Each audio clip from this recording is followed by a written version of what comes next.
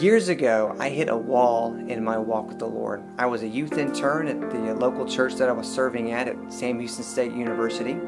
I was busy in ministry. I was having my quiet time and going to Bible studies, serving, doing everything I could possibly do. But there was one area of my life that I was not being obedient to the Lord in. I began to study Matthew 28, 18 through 20, the Great Commission. And what the Lord began to reveal to me in my life was that I was not intentionally investing in the life of other people like Jesus intentionally invested. I was not making disciples. So a radical thing happened in my life that summer and that fall. I began to simply find 3 to 5 young men, junior high guys, and I began to invest in them just like Jesus did. I had Bible studies with them, and we memorized Scripture, and we served together, and I really began to pray for them. And something happened to me. I thought I was investing in them, but something happened to me. I began to watch a new passion and a new desire for something that I've never seen happen before.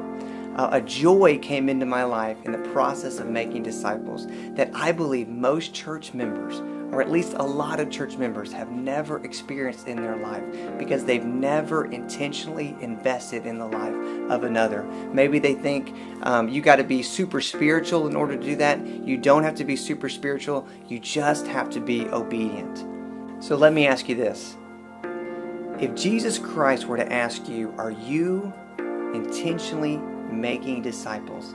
If the answer would be no, would you seriously pray about becoming a part of a challenge group this year? A challenge group is simply a small discipleship group that comes out of your Sunday school class or department. It consists of 3 to 5 members of the same gender. They meet at various times in various places. What happens in a challenge group is pretty simple. Bible study happens in a challenge group. Evangelism happens. A focus on spiritual disciplines like prayer and scripture memory.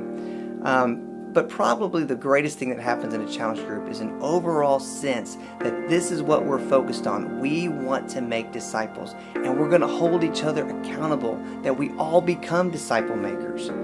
This year, would you pray about becoming a part of a challenge group?